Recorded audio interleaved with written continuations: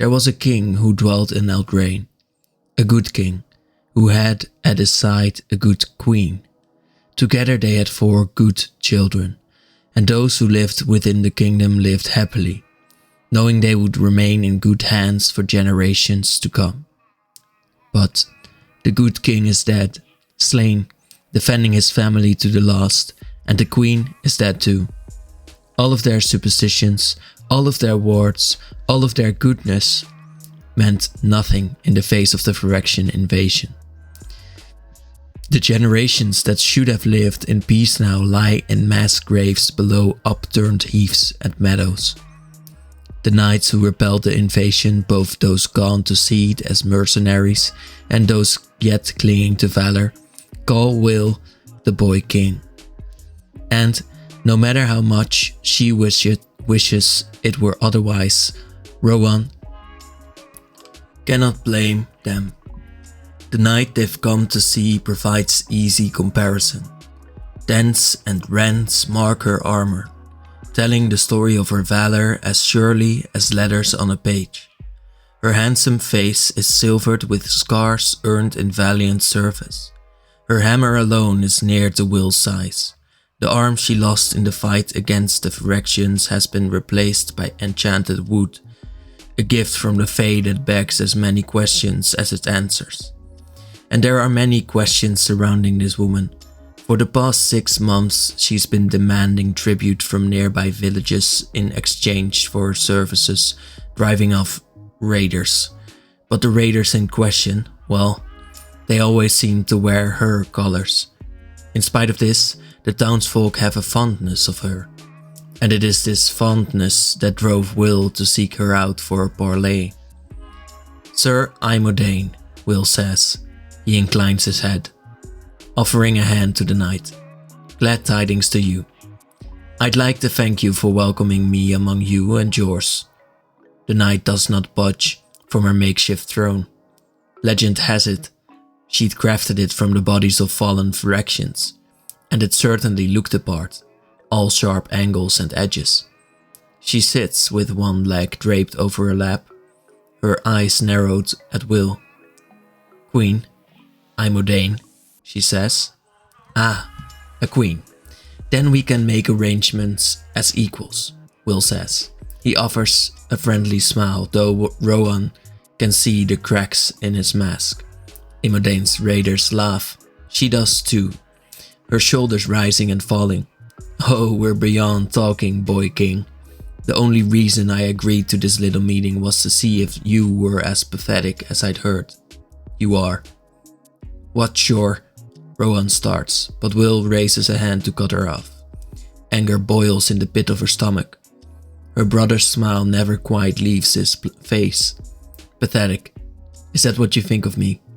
You've given me no reason to think otherwise," says Imodaine. "Where were you during the invasion? Certainly not on the field." "Watch your tongue," Rowan cuts in. "They may not have been on the field, but they'd fought their own battles within the castle." Will waves her off. "Then how about the duel? If I give you reason to think otherwise, you bend the knee. No more reading, no more pretending to the throne. In honor of your service to the crown, you can remain one of our vassals and champions, provided you act accordingly." His calm only makes Rowan angrier. Power prickles in her blood. She flexes her fingers, palm to fist, trying to bury her feelings. Imodaine scratches at one of the scars along her jaw. "And if I win?" Will gestures to the heralds behind them. She knows what he is going to say, and she already hates that he is going to say it. "Me and mine follow you. Instead, I'll surrender the crown of Eldraine. You will be High Queen in name and deed." He hadn't consulted her about this. If he had, she would have taken him to see how foolish it is. Will could hold his own in some fights, sure, but against a woman like Imodaine, he had about as much chance as an ant before a lion. Their mother could have done this, even their father, but Will? "Let me do it," she whispers to her brother. "I can handle her." "I'll be alright," says Will. "Her hammer's bigger than you are, Will. Please, there's no need for more of us to get hurt. She will grant him one thing. His gaze has more steel in it than it did a few months ago. If it brings us stability, I don't mind shedding my own blood, he says. Besides, she'll come around when she realizes I don't back down from a fight. You will lose more than your blood if you do this. She will not respect you if she sees you broken before her. I'm right here. Why won't you trust me? Death is thick in the air on Eldraine. Family ties bind her in place. She cannot make a fool of her brother. Not in so public a place as this. Besides, he's been training tirelessly every morning. He's come a long way from the awkward boy she once knew. A rainy night like Imodain has land cleared for battles. How else are her underlings to work out their rage between campaigns? The grass here is well worn, the earth packed tight below. On one side, Imodain's rebels sit staring out at them in their cobbled together armor. Nothing unites them, save their faith in, and yet to her they seem happier than her own brothers and... Say, their faith in what? And yet to see her they seem happier than her own brothers and sisters in arms. I don't know, I don't understand. The Ardenvale knights may wear finer clothes, yes, and they've a place to sleep when many don't, but their faith and loyalty lay with the old king, the good king. Rowan takes a breath. Her brother takes his place. A bugler sounds the horn. Bugler? Long have knights tilted at one another on fields of battle and fields of glory. So many of the memories see her bouncing on her father's lap as she watched them, asking questions about everything she saw, asserting with perfect confidence that she'd number among them one day. Her father always assured her that she was right. When at last she tilted for the first time, her joy sparked in hearts of all her family, and thus, like kindling the flame, grew stronger. Phyrexia took that from her. Now, when she watches Will fall into a fighting stance, she sees her father's face shadowing his. Imodain becomes a barbed monstrosity intent on destruction. Rowan tightens her grip on the sword. She tries to root herself to the present moment, through its heft, through the sensation of leather against her fingers. It's going to be alright. This time is not that time. Imodain makes her first move, rushing toward Will with her great hammer and tow. Rowan flinches, but Will has this under control. He blasts the ground with ice, leaving it slick. Imodain's momentum carries her to a pratfall, unable to recover. She falls face first into the ice. Even her rebels cannot help but laugh. Whatever hope they had for an honorable duel is gone. Imodain doesn't take kindly to being made a fool. Flame bursts from the head of her hammer. The ice coating the field melts, the thirsty ground drinking up the meager moisture with gusto. Imodain raises herself up and with one mighty arm swings the hammer overhead. Will manages to avoid the shattering blow, but only just, throwing himself to the side. The move of a complete and utter novice. He cannot regain his balance before he too falls to the ground, and Imodain can raise her hammer faster than Will can get back up. Rowan's throat goes tight. Fear screws her to the sticking spot. Each second of indecision burns her from the inside. She hates this. It isn't who she is. She won't let it be.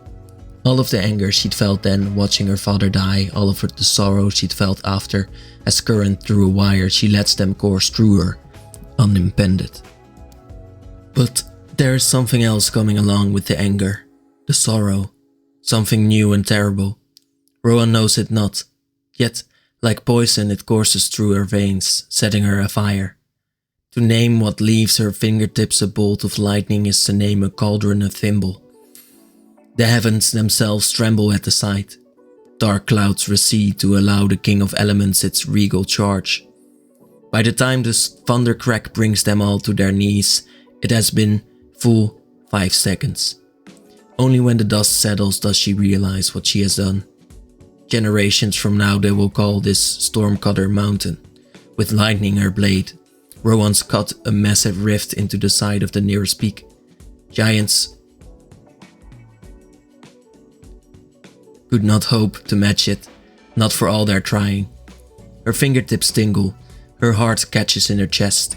She stares at her hand, at the massive rift, in disbelief. Power like this isn't. Where had she found it? Rowan. Will sounds horrified. He looks it too. Even Imodane's gone pale with terror. The way she's looking at her is the way people looked at. They're afraid of her? Rowan's tongue sticks to the roof of her mouth. She can't think of anything to say, so she stands tall. Instead, if she reaches for her sword, she'll still project power. But the moment she makes the gesture, Imodane drops the hammer, turns tail and runs. The woods swallow her up before either of them can figure out how to stop her. That isn't quite true. Will could have. A single ice bolt would have done it, but he remains on the ground staring up at Rowan. Even when she helps him up, he never takes his eyes away from her. "What have you done?" he asks her. She isn't ready to answer that. "You should have let me fight. You never should have done it yourself. You know you don't have the training." Eyes on her back, swords drawn behind them, her warrior senses are alight. Imodane may have fled, but the rebels haven't. And without any clear direction, all of them are looking for a chance to make names for themselves. "We can talk about this later," she says, "when we're out of this mess." There was once a good knight and a noble knight who served at Castle Embereth with her fellows, who drank deep of festival wine and boasted as loud as any man could boast. Stout of arm she was, but stouter of heart. That woman died months ago. Imodane is all that remains. She runs, fear landing her fleet feet, through the thick brambles and over fallen boughs. But there is a way of things. Whenever one flees the past, one must watch carefully the future. Imodane does not, nor does she realize what has happened until her foot lands, beyond all thought and reason, on cold stone. Huge stone in the middle of the wilds. Sense returns, her spine a shiver. She looks around for what feels the first time. Wherever she is, the woods are gone. Into a palace she has wandered, a throne room glittering and gossamer. Music in strange keys beguiles her ears. She smells wine, ripe fruit and perfume. All around the landscape shifts as easily as the music. Walls become windows into a realm of plenty. Windows become doorways to who knows where. If she tries, she thinks she could see straight through the misty structures. But she doesn't want to try. There are things mortals are not yet meant to know. Though the throne before her is shrouded in shadows, she knows upon seeing it where she must have ended up. Imodane falls to her knees. "Forgive me, your majesty. I had no intent to trespass." Two eyes, cold as mead, glow from the dark. "There is no need for apologies.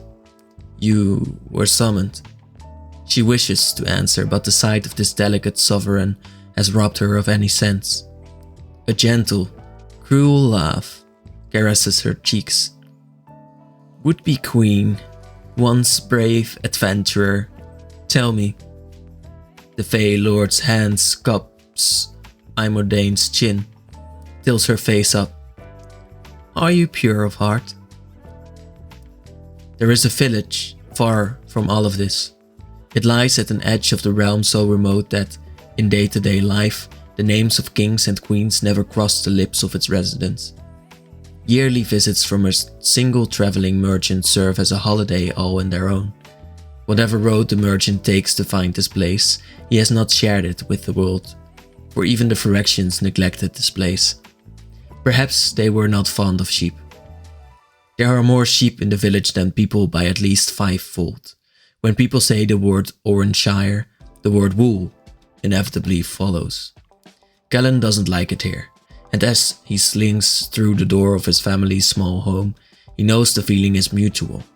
He just hopes his mother doesn't notice the signs.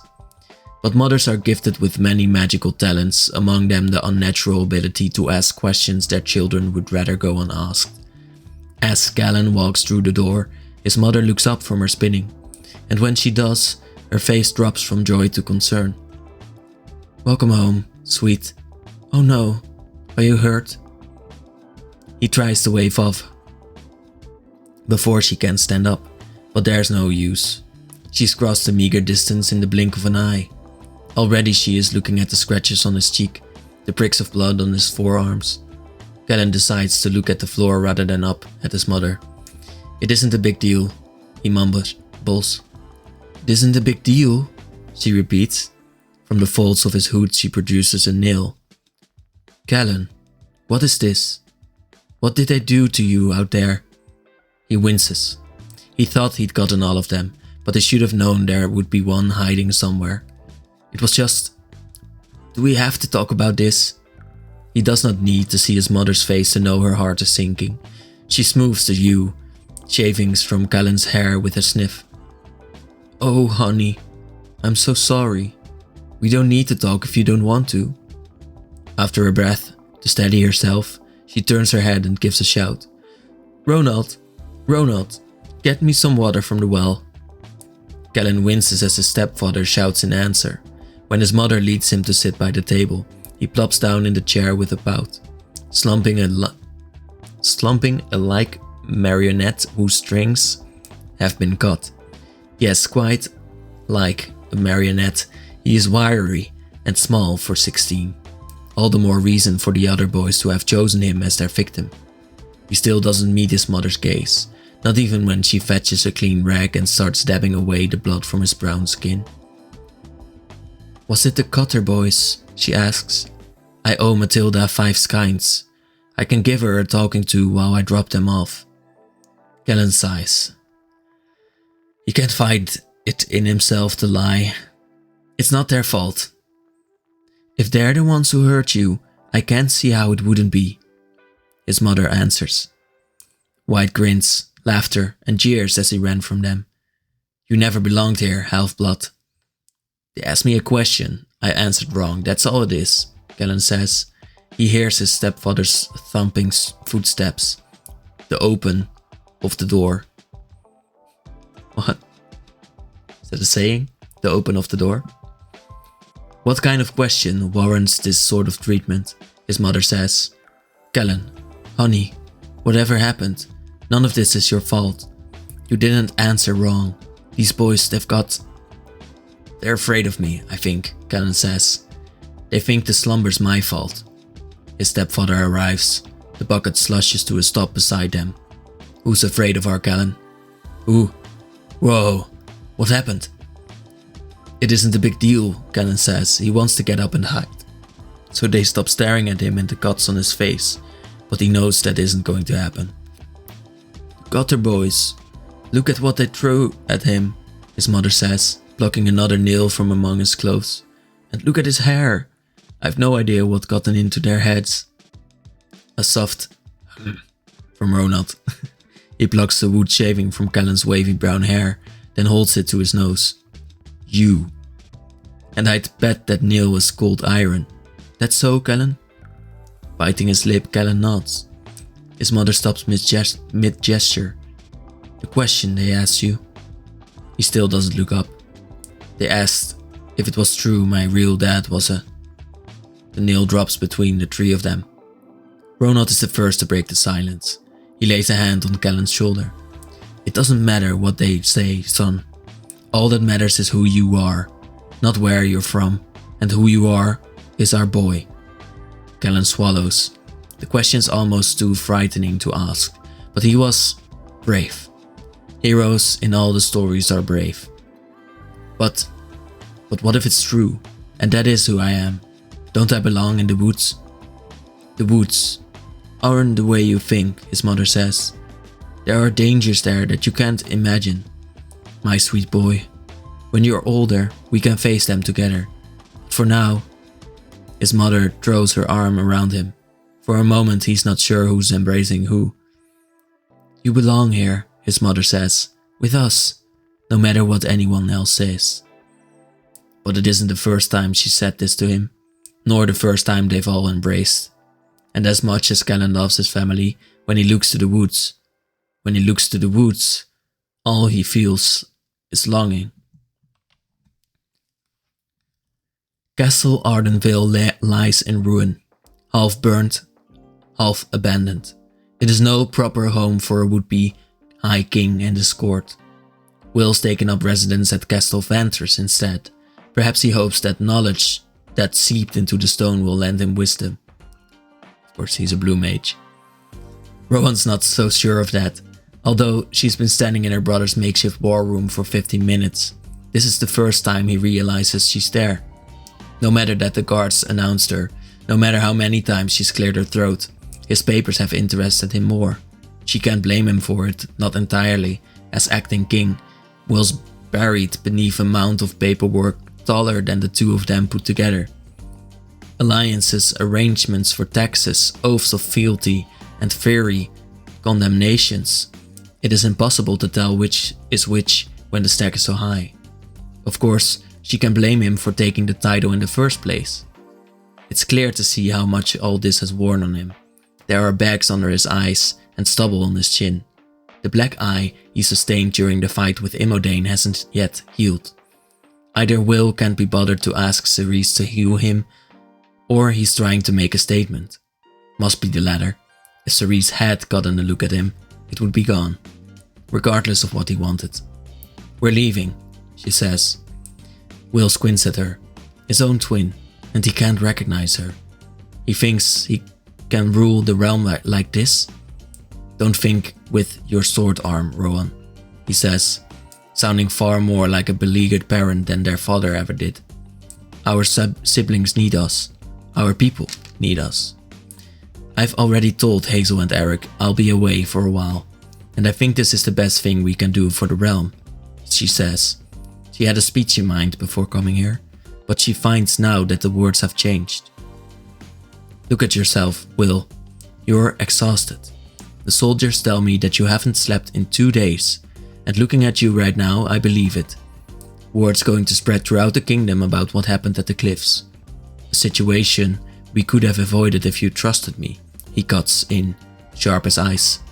Will sits up and sets his jaw. Not breaking eye contact, he picks up a letter. "The Marquess of Roxburgh wrote to me today.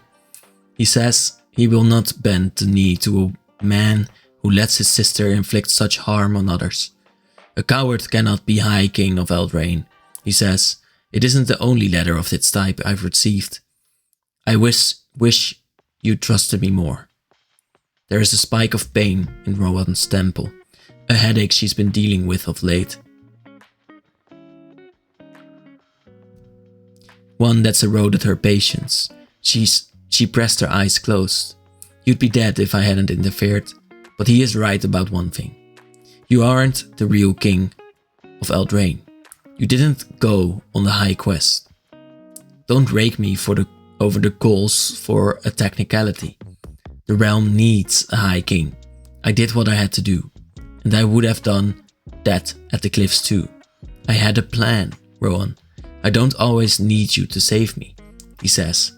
"We have to be careful about the impression we're making. People want to be united, and I want to unite them. Blasting a hole in the mountain is no one's idea of unity. I could have talked to her, found some way forward, but now she's gone off into the woods and the rebels have reason to fear us. So, let them be afraid. I doubt any of them will be raiding the countryside anytime soon with the beating we gave them. I'd rather have 1,000 brigands living in fear of me than a dozen farmers living in fear of brigands," Rowan says. Her brother clenched his jaw, pinches off the bridge of his nose. That's not what her parents would have done. The headache pounding at her temple, her own bottled anger, the spark of her blood. Who can say what it is that caused her to burst out at him? But burst, she does. That's rich, Will. Our parents wouldn't ignore a curse that's spreading through the kingdom. Or is unity going to solve the wicked slumber too? I didn't know all of those people needed was a handshake and a cup of ale. And before you forget, our parents earned their titles. You just decided to call yourself High King because you thought it suited you. no matter how much I told you it didn't. She's gone too far. She knows she has, but that's fine. They don't have to talk about this anymore. All they have to focus on is finding a way to solve the problem. The wicked slumber might have stopped the Phyrexians in their tracks, but the realm struck a foul bargain to pay for it. Now it's spreading among the citizens of Eldraine with no end in sight. Nothing can wake the dreamers, neither true love's kiss nor a bucket of ice water. So long as they can solve the problem of the wicked slumber, the people will rally behind them. Ventress's finest minds have not cracked it in the months they've had to study the issue, but Ventress's finest minds don't have access to the multiverse. The twins do. Besides, it gets them away from here, from the castle that is not quite theirs, from the memories. And for all their differences, they share at least one thing in common: their spark. Rohan reaches for its power as she has so many times before. Will tenses. Rohan, we can't just leave. We aren't going to sit here either, she says. Strixhaven taught us to find magical solutions for our problems. That's what we need to do. I'm High King. I have to stay here. Strange. Shouldn't they have left by now? It must be Will's fault. His petulance is keeping them in place. Or maybe his annoying insistence on an unearned title. Your duty is to Eldraine, and Judy's calling. You're ruining my focus. This time, she puts all of her focus into walking. Closes her eyes, forces herself to look past the stabbing pain in her head, her own frustrations. But closing her eyes is a mistake. Once more she sees them down the long curved halls of Castle Ardenvale. Her father, sword in hand, the Phyrexian behemoth he's fighting, her stepmother and her siblings running away straight toward Will and Rohan, fear in the children's eyes and determination in their stepmother's. Keep them safe and live well, Linen says. She knows how this story ends. She doesn't want to see it. Rohan, Will says. For the first time since they started this conversation, he sounds concerned. Are you alright? Her chest feels tight. Her head might as well have a spike through it. And whenever she closes her eyes, she sees her father dead on the end of a Phyrexian blade. And, as if taking away her parents and ruining her relationship with her brother wasn't enough, the Phyrexians seem to have taken something else from her. She can't clear her mind enough to planeswalk. The spark, it doesn't seem to respond. In fact, she can't feel it at all. No, she says flatly. Fine, stay if you want to. I'm going. Every new moon, Callan and his mother walk to an old willow tree on the edge of the woods. With its bark against their backs and its leaves shading their eyes, Callan's mother tells him stories. The stars dance in front of his eyes with every word. Fireflies become the gleaming shields of knights, swaying blades of grass their swords. Lately, instead of a new set of heroes every time, he hears of two worthies in particular. A young woman who fled her training as a hedge witch, and a young man who she saved from a troll's rampage. Through the wilds they've journeyed together, facing all manner of beasts and canny mages. He has the feeling he knows who they are, but he's enjoying getting to know them this way. On this night, as any other new moon night, he is near running to the top of the hill. The family sheepdogs following in his wake, bounding along through the grass, full of energy despite the hour. Think you can beat me there, boy? Callan calls. Hex barks. Drool flying from his prodigious jowls. Callan grins. He gives Hex a running pat, but pulls ahead of him all the same. There's no mercy when it comes to raising your sheepdog.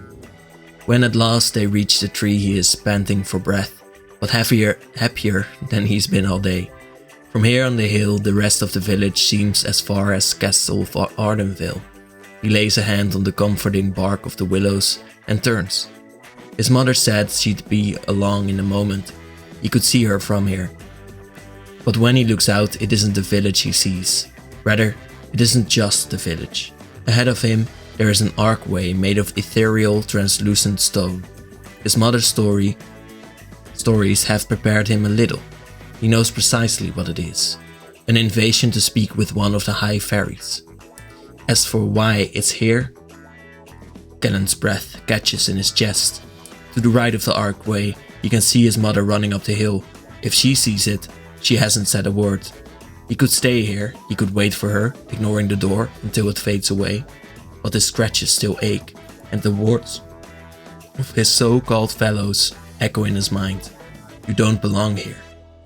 If they're right, could it be his father's finally taken notice of him? His real father? The moment Callan has the thought, his hand is on the strange doorknob. Hex barks up a storm, and each one feels in time with the hammer of Callan's heart, but he can't falter. This might be his only chance. If his mother catches up, she'd never let him go through. Callan passes through the archway. A hero never hesitates. An unseen gust of wind throws him the rest of the way through, and he lands on a cool, mossy floor. Only when he props himself up does he realize the grass here is all silver. The twisting trees overhead bear jeweled fruit. In the distance he sees thatch roof houses large as mountains, while all around him there are miniature castles populated by moving miniature knights.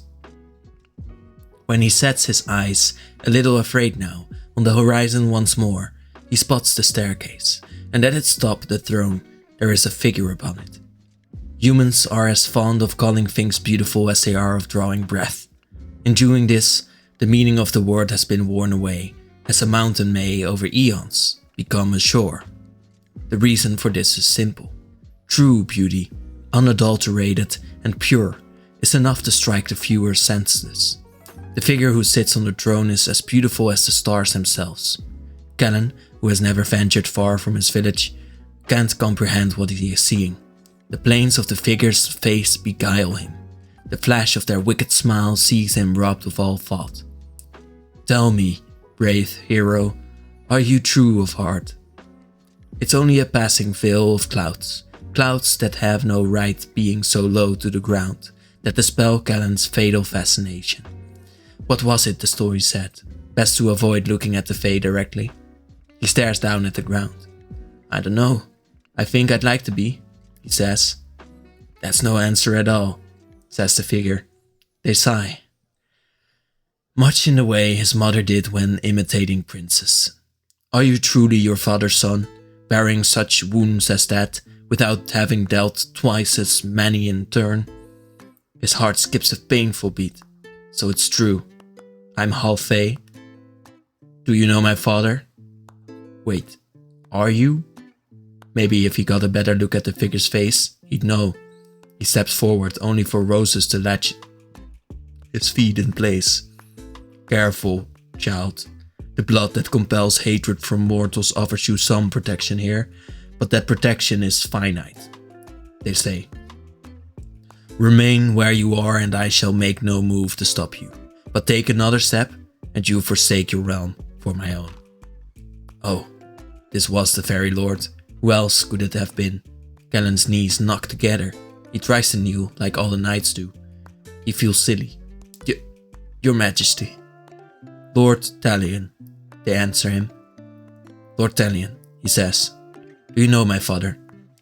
I know many things. Yet if you know who I am and to whence you have come, you know that our kinds surrender nothing. Talion answers. They lean forward on the throne, perching their head on their hand. We have our own laws. Render me a service, child, and you shall have your answers. Our kind, our own laws, this place with its jeweled fruit, with strange animals slinking between stranger trees.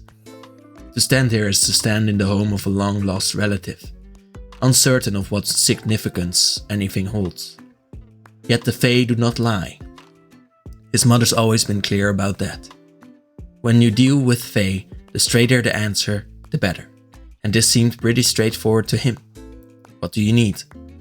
Talion hums a strange tune, as lovely as bird song. They snap their fingers and two Fae appear on either side of Callan, each with a bowl of glistening fruit. Callan's stomach rumbles at the sight. His throat feels dry. You must be hungry. But his mother taught him well, and Talion said to himself, the Fae do nothing for free. No thank you. Talion smirks. With a wave of their hands, they dismiss the other Fae. To business then. Witches, 3 have this land with slumber plagued. Agatha, the hungry, lays in wait near her great cauldron in search of heroes to eat. Cruel Haralda has taken winter's crown for her own. Wherever they are, lovers and lords, you shall find the beguiling Ariette. Whosoever is brave enough to defeat them shall break the curse upon the realm, and for that service earn a boon from my ever-full treasury. A curse upon the realm, 3 witches, Dalian's in need of a real hero. Callan's palms sweat. The bravest thing he's ever gone is to go through that archway. He's never fought a battle, nor completed a quest. But how can he say no? This place, these people, there is blood too, aren't they? Maybe his father's a fairy knight, strapping and bold, or perhaps a mage, cunning and clever.